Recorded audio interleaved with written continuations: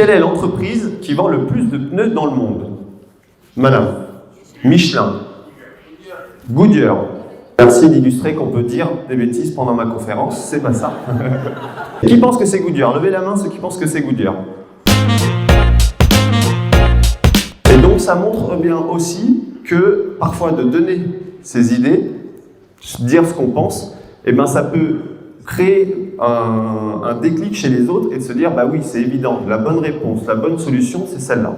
Assurez-vous que chacun puisse s'exprimer et puisse exprimer ses idées. On a tous des idées différentes et c'est toute la richesse de l'intelligence collective. Il y a des méthodes qui existent, on va en passer en revue quelques-unes très rapidement.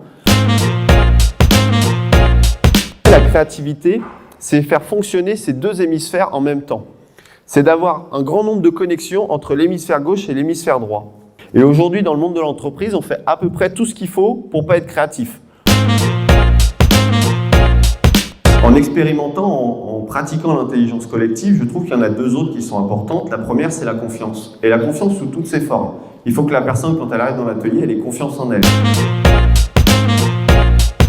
Un autre exemple qui est assez marrant, c'est Ben & Jerry's. Donc nous, on les connaît tous pour leur glace, délicieuses.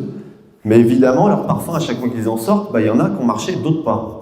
Et donc plutôt que pareil, de taper sur celui qui a eu l'idée de sortir un parfum poire-carotte et qui n'a pas marché, et ils ont décidé d'en faire un cimetière dans leur bâtiment, avec des stèles, des parfums qui n'ont pas marché. Alors certains qui ont 6 mois de durée de vie, d'autres 2 ans, mais ça montre vraiment quand on arrive chez Ben & Jerry's, oui, faites des propositions, lançons des parfums, il y en a qui ne marcheront pas et c'est normal. Et merci vraiment pour votre écoute.